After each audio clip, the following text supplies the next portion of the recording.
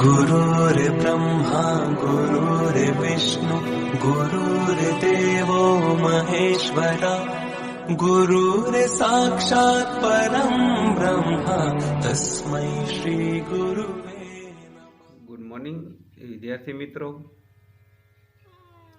आज આપણે આપના 10મા ધોરણની અંદર સમાવેશ થયેલ પાઠ નંબર 16 ગતિભંગ તેમનો અભ્યાસ કરશું, જેમના લેખક મોહનલાલ પટેલ છે. પાઠનું નામ કેવી રીતે આપવામાં આવેલું? ગતિભંગ. જે મિત્રો એક ગતિએ જતા હોય અને એ ગતિની અંદર જો વિક્ષેપ પડે ત્યારે એ ગતિનો ભંગ થાય છે. ગાડી લઈને જતા હોય અને વચ્ચે બ્રેક મારવાનો સમય આવે, એ ગતિનો ભંગ છે. મિત્રો, જીવનની રેખાની અંદર પણ એવું અંકાયેલું હોઈ શકે છે.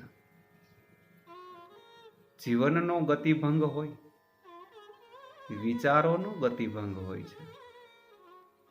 અહીં લેખકે એક લઘુ સ્વરૂપ, એક લઘુકથા આપેલી છે. લઘુકથા એટલે વળી શું? ગુજરાતી સાહિત્ય સર્જનની અંદર નવલકથા છે, જ્યારે ટૂંકી વાર્તા અથવા એને નવલિકા પણ કહી શકાય, એ નવલિકા છે. અને આ લઘુકથા છે. સાહિત્ય સ્વરૂપની અંદર આ ત્રણ વસ્તુમાં નવલકથા કોને કહેવાય? તો નાયક કે નાયિકા એના સમગ્ર જીવનનું વર્ણન કરવામાં આવતું હોય. દરેક બાબતો, નાયક નાયિકાના દરેક બાબતો જેનો સમાવેશ એનું સમગ્ર જીવન એની અંદર આવરી લેવામાં આવેલું હોય. ગુજરાતી સાહિત્યની અંદર પ્રથમ નવલકથા લખેલી ગોવર્ધનરામ ત્રિપાઠીએ, જેમનું નામ હતું સરસ્વતી ચંદ્ર. એમના 4 ભાગની રચના આ નવલકથા એમણે પ્રથમ લખેલી. તો એમાં નાયક અને નાયિકાનું સમગ્ર જીવનને વર્ણવી દીધું હોય છે. જ્યારે ટૂંકી વાર્તા એટલે કે નવલિકા કોને કહેવાય? તો કે નાયક કે નાયિકાના જીવનનો એક મહત્વનો પ્રસંગ કેન્દ્રમાં હોય છે. એક પ્રસંગને કેન્દ્રમાં રાખવામાં આવે છે. પણ લઘુકથા કોને કહેવી? તો કે લઘુકથામાં માનવ જીવનની એક ક્ષણનો મહિમા છે. એક ક્ષણને દર્શાવવામાં આવે છે. એકદમ સચોટ રીતે આપી દેવામાં આવે છે. એક સોટ આપી જાય છે. એક લાઘવ એમાં ઉત્પન્ન, એક ટૂંકું, મતલબ એકદમ લઘુ એટલે ટૂંકું, નાનું. નાની એવી કથા, જીવનનો એક ક્ષણ, એક પલનો જેમાં સમાવેશ થાય એને લઘુકથા કહી શકાય. અહીં આપણી ત્યાં મોહનલાલ પટેલે પેલી સુંદર મજાની એક લઘુકથા આપેલી છે. અને આ લઘુકથાનું નામ ગતિભંગ છે. આ ગતિભંગ એમના વિકલ્પ પુસ્તકમાંથી લેવામાં આવેલી છે. સર્વપ્રથમ આપણે મોહનલાલ પટેલ વિશે પણ માહિતી ટૂંકમાં મેળવી લેશું. તો એમને લઘુકથા જીવનના એક જ સંદર્ભને સ્પર્શે છે, જે એના કેન્દ્રરૂપ પેલા રિચ્યુએશન સાથે સીધો સંકળાયેલ છે. અને બીજા સંદર્ભો તો આ રિચ્યુએશનના પૂરક અંશો જ હોય છે. આવી એક સુંદર મજાની લઘુકથાના લેખક એ આપણા મોહનલાલ પટેલ.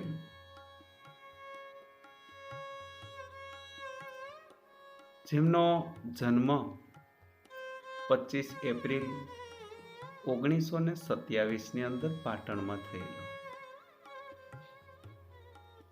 કુટુંબની અંદર વાત કરીએ તો પિતા બાભાઈદાસ, માતા જેઠીબેન. તેમના લગ્ન 1945 અંદર કોહાડામાં, સિદ્ધપુરનું કોહાડા ત્યાં થયેલા. એમની પત્નીનું નામ હીરાબેન. એમને 4 સંતાનો પણ હતા. શિક્ષણની વાત કરીએ તો 1943માં મેટ્રિક પાસ કરેલું. 1947માં ઇતિહાસ અને અર્થશાસ્ત્ર સાથે મુંબઈ યુનિવર્સિટીમાંથી BA થયેલા. 1955ની અંદર ગુજરાત યુનિવર્સિટીમાં B.Ed થયેલા.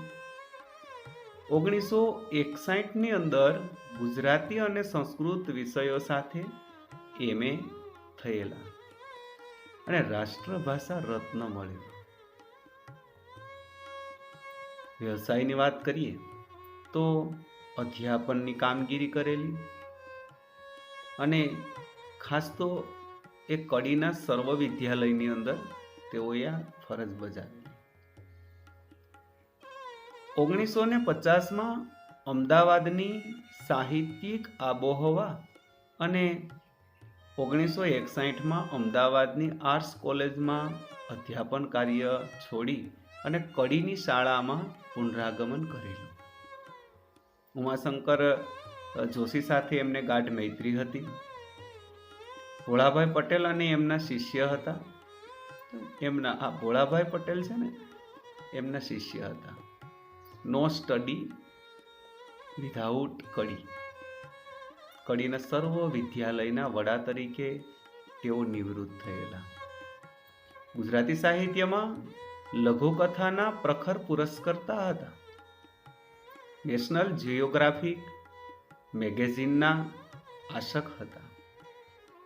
સર્વપ્રથમ ટૂંકી વાર્તા બહાદર, જે 1949માં લખેલી,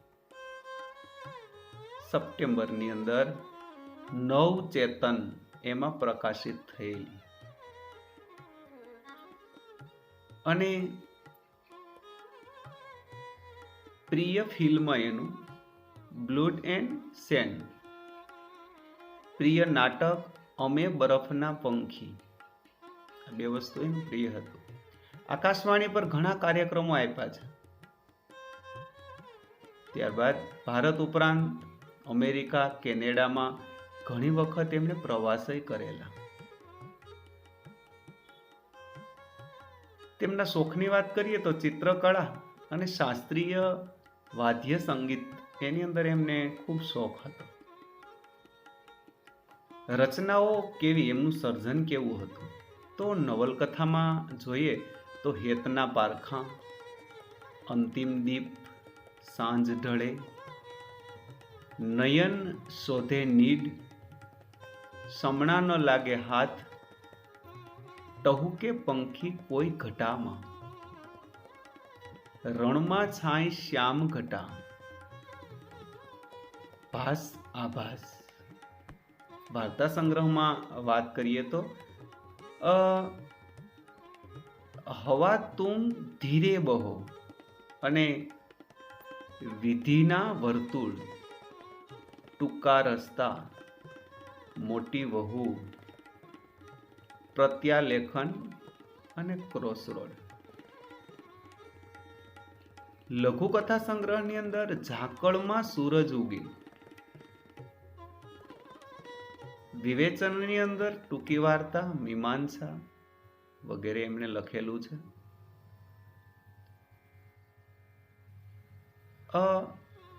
સન્માનની વાત કરીએ તો 1984માં એમને શ્રેષ્ઠ શિક્ષક તરીકે ગુજરાત રાજ્યનો એવોર્ડ મળેલો હતો.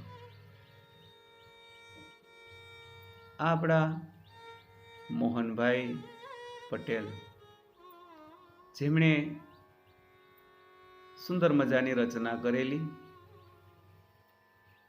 આપણા પુસ્તકની અંદર એમના અવસાન તારીખ તો આપેલી નથી, પણ 13 માર્ચ 2020 અમદાવાદની અંદર એમનું અવસાન થયેલું છે.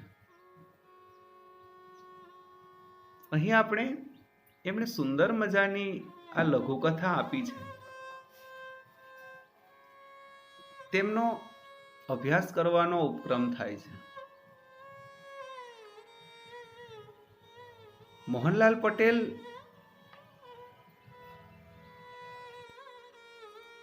પોતે અનુવાદક હતા, એટલે એમણે મોપાસાની શ્રેષ્ઠ વાર્તા, તેઓ પ્રવાસના શોખીન, એટલે પ્રવાસ ગ્રંથ પર લખેલો ગુડ મોર્નિંગ અમેરિકા, સાથે સાથે લઘુકથા સંગ્રહ વિકલ્પ, અને એ વિકલ્પની અંદરથી આપણો આ લઘુકથા પાઠ અહીં લેવામાં આવ્યો છે.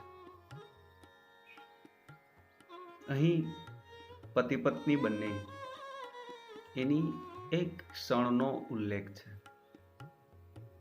એક સમય એવો હોય છે કે આ બંને ગામડામાં રહેતા હોય છે.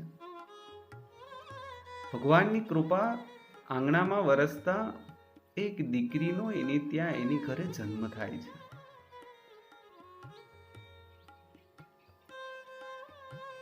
જો પાઠ અગાઉનું પૂર્વ ભૂમિકાની વાત કરું છું, અને એના જીવનમાં એવું બન્યું હશે કે ધીમે ધીમે એ દીકરી મોટી થઈ, અને એમના પિતા જ્યારે એમના ખેતરવાડીમાં હોય અને એ માતા એ દીકરીને લઈ અને ડગમગ ડગલી એ ચાલતી ચાલતી એની સાથે ભાત આપવા માટે વાડીએ જતી.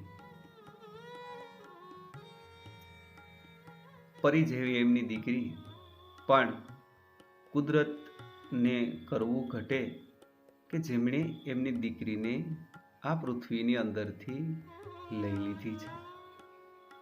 એના દુઃખની અંદર બંને પતિ પત્ની બંને આ ગામ છોડી અને શહેર તરફ રહેવા નીકળી જાય છે. હવે અહીં એના ગામડાની અંદર એમના કોઈ કુટુંબીજનો રહેતા હોય છે. એક વખત આ ગામડાની અંદર આવે છે અને જે પણ કામ પતાવી અને બંને પતિ પત્ની એ ગામડાની અંદરથી ટ્રેન પકડવા માટે, ગાડી પકડવા માટે ઉતાવળે પગે જાય છે. અહીં એક પાત્ર, જે પુરુષ, એનું પાત્ર અને એનું નામ છે ડુંગર. યાદ રાખજો મિત્રો, નામ એનું ડુંગર છે. હવે ગાડી પકડવા ઉતાવળે પગલે જતા ડુંગર અને એની પત્નીનું અહીં ચિત્ર બતાવવામાં આવ્યું છે. કેવી વસ્તુ છે, પત્ની વારે વારે પાછળ ફરીને કશુંક શોધી રહી હોય છે. ઘટના કેવી બનતી હોય છે. સ્ટેશનનું નામ રાજપુર સ્ટેશન. જે બંને પતિ પત્ની એ રાજપુર સ્ટેશને ગાડી પકડવા આ ડુંગર અને એની વહુ એ એક સીધા માર્ગે ઝડપભેર હાલા જતા હોય છે. ચિત્રો તમે તમારી કાલ્પનિક દ્રષ્ટિથી આ ચિત્રને જાતે ઊભું કરજો.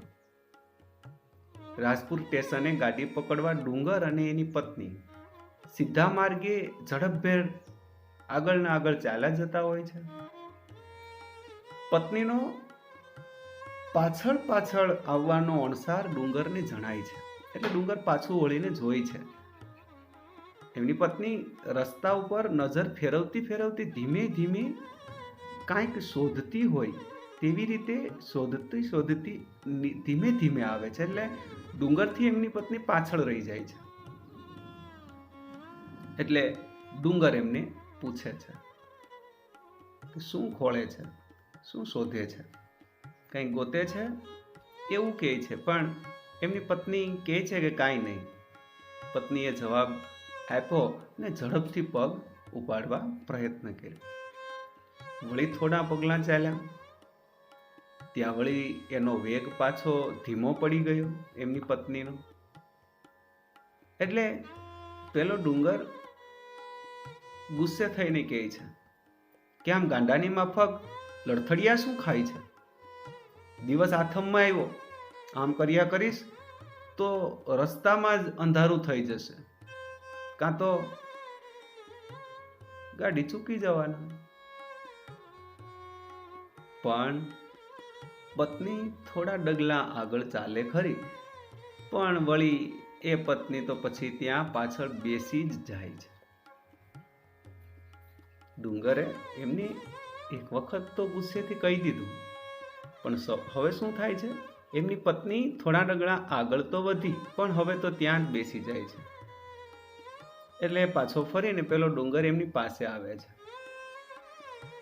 અને એ કહે છે ને કે તે આજ ધાર્યું છે શું? ગાડી ચૂકી જઈશું તો નહીં ઘરના કે નહીં ઘાટના, કોઈ બાજુના નહીં રહીએ. તો કહેવત છે આપણામાં, નહીં ઘરના કે નહીં ઘાટના, નહીં આ બાજુના કે નહીં તે બાજુના.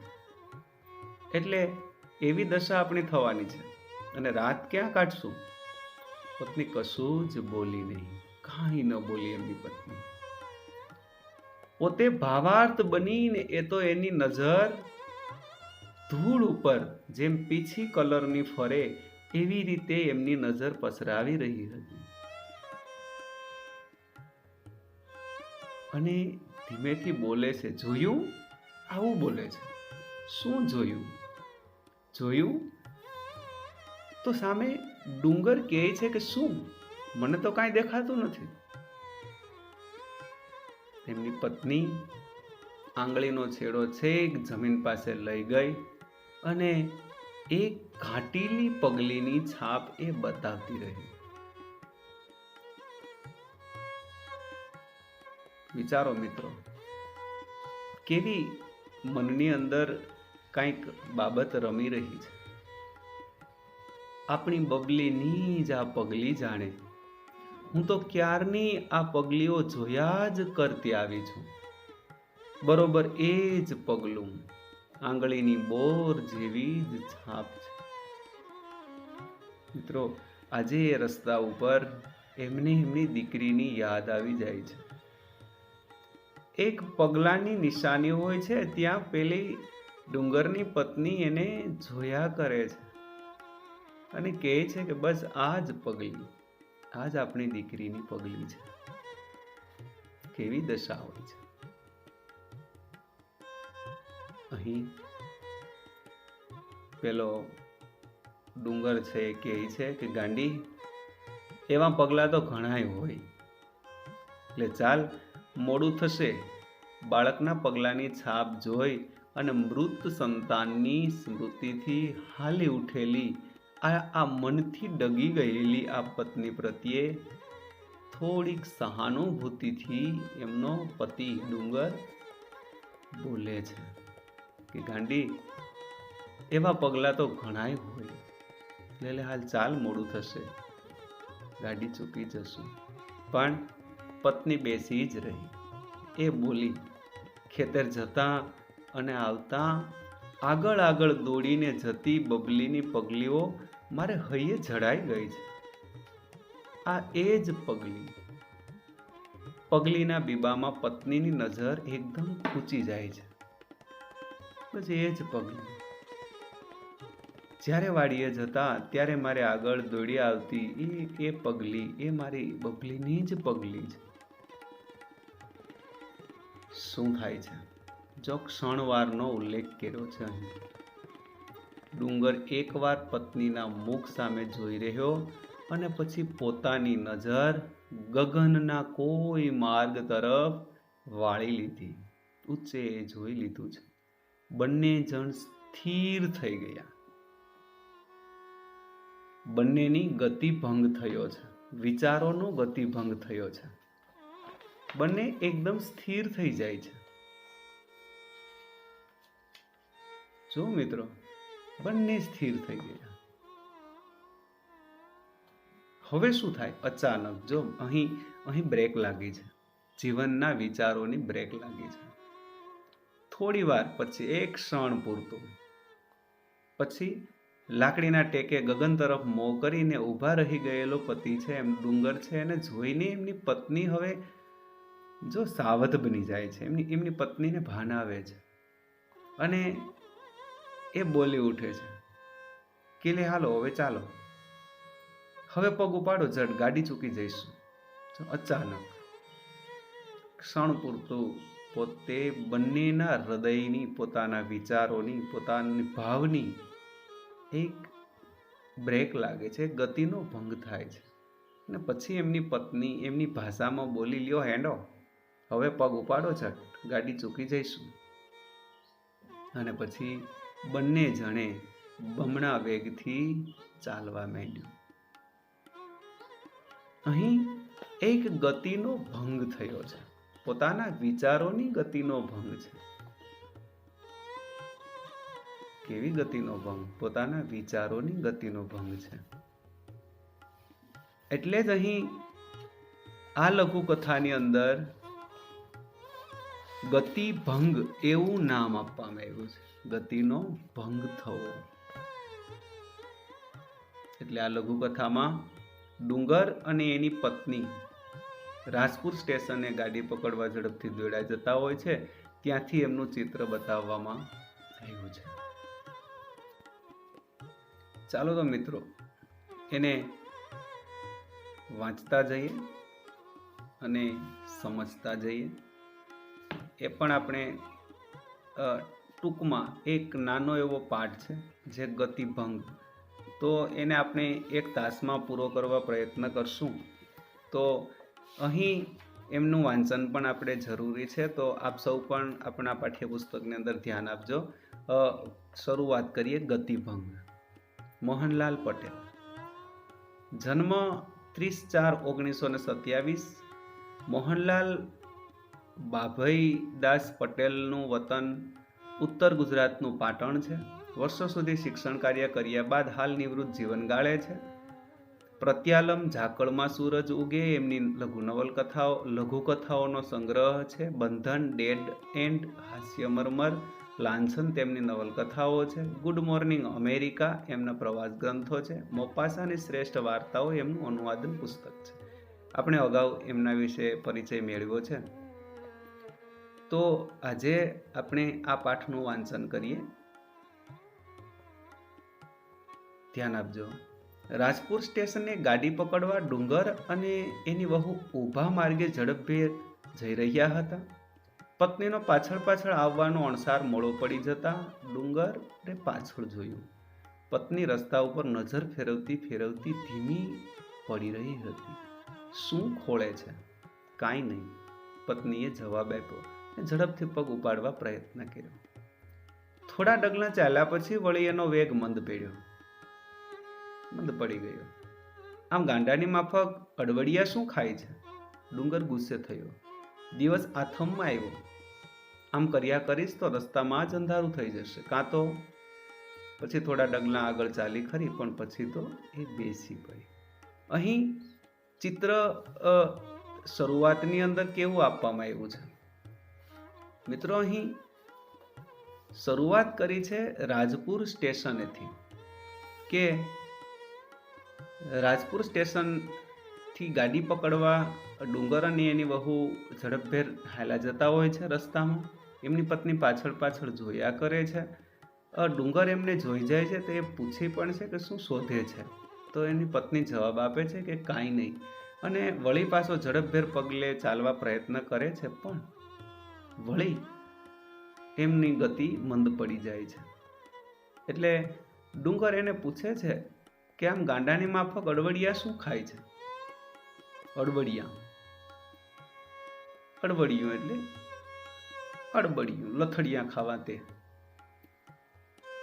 તો એ ગુસ્સે થાય છે કે દિવસ આથમમાં આવ્યો છે, કામ કર્યા કરીશ તો રસ્તામાં જ અંધારું થઈ જશે.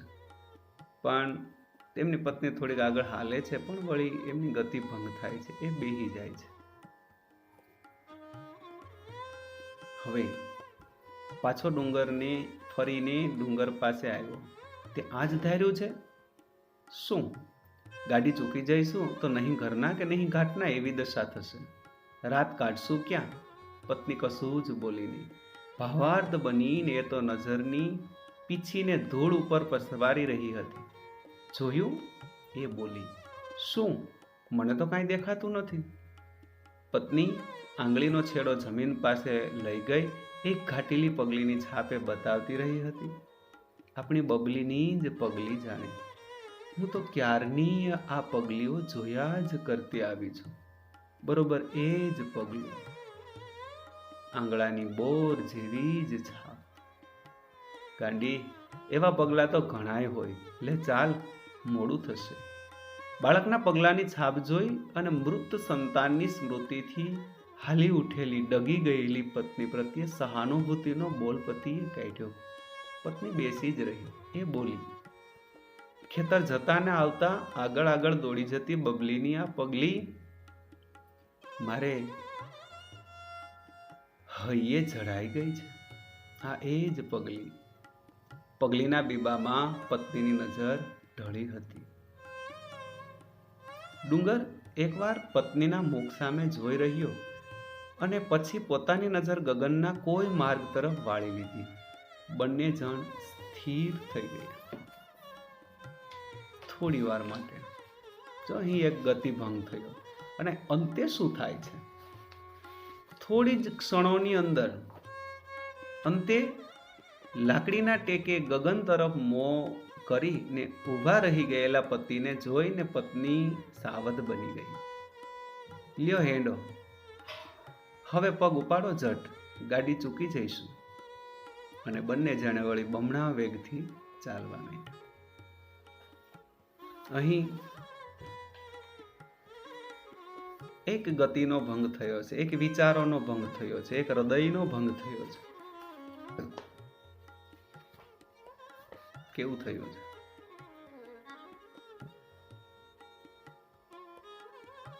હવે રાજપુર સ્ટેશને ગાડી પકડવા ઝડપથી જઈ રહ્યા છે, પરંતુ ડુંગરની પત્નીની ચાલવાની ગતિ મંદ પડી ગઈ છે. ડુંગર એના પર ગુસ્સે થાય છે, કેમ કે તેને થાય છે કે પત્ની આમ ધીમે ધીમે ચાલશે તો ગાડી ચૂકી જવાશે. તેની પત્નીની ગતિ મંદ પડી જવાનું કારણ તેને માર્ગમાં પોતાની મૃત બાળકીના પગલાની છાપ દેખાય છે. એ છાપ જોઈ ને તેના હૈયામાં મૃત બાળકીની યાદ સળવળી ઉઠે છે. પણ લાકડીના ટેકે ઉભેલા પતિને જોઈ અને એવી રીતે વિચાર આવે છે કે ગાડી ચૂકી ન જવાય, એ માટે એ સ્મૃતિને ખંખેરીને તેની સાથે પગ ઉપાડે છે.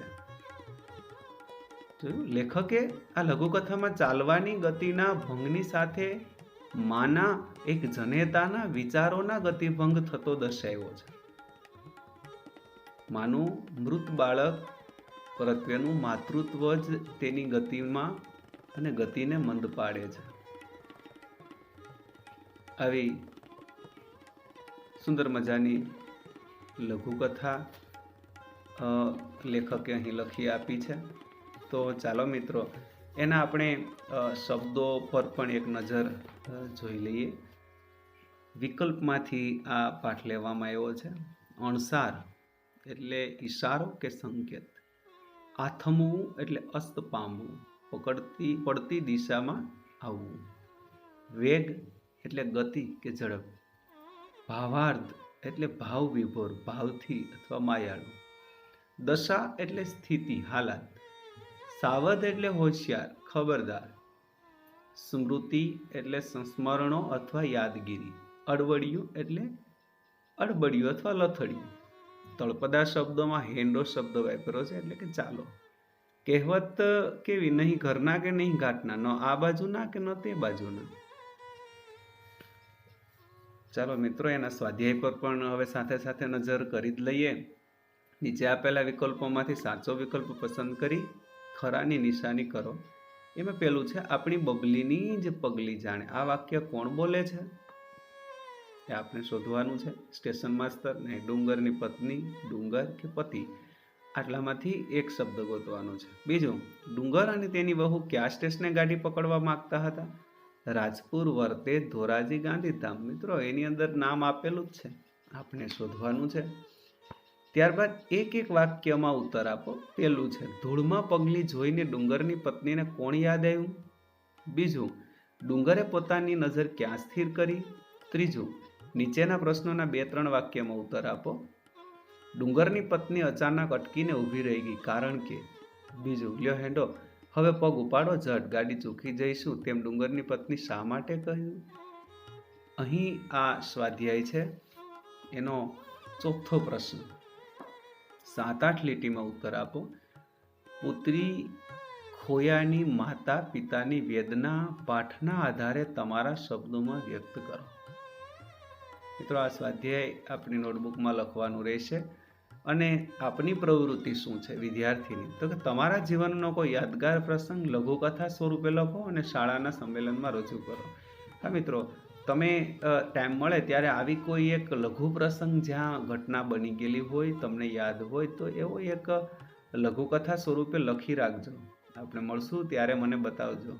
આપણે એમના વિશે વાતચીત કરશું. પછી જુદી જુદી નવલકથાઓની પસંદગી કરી અને વર્ગખંડમાં અને વાંચન સ્પર્ધા ગોઠવો. શક્ય બનશે ત્યારે આપણે આ પણ કરશું અને અન્ય લઘુકથાઓ મેળવીને વાંચવી.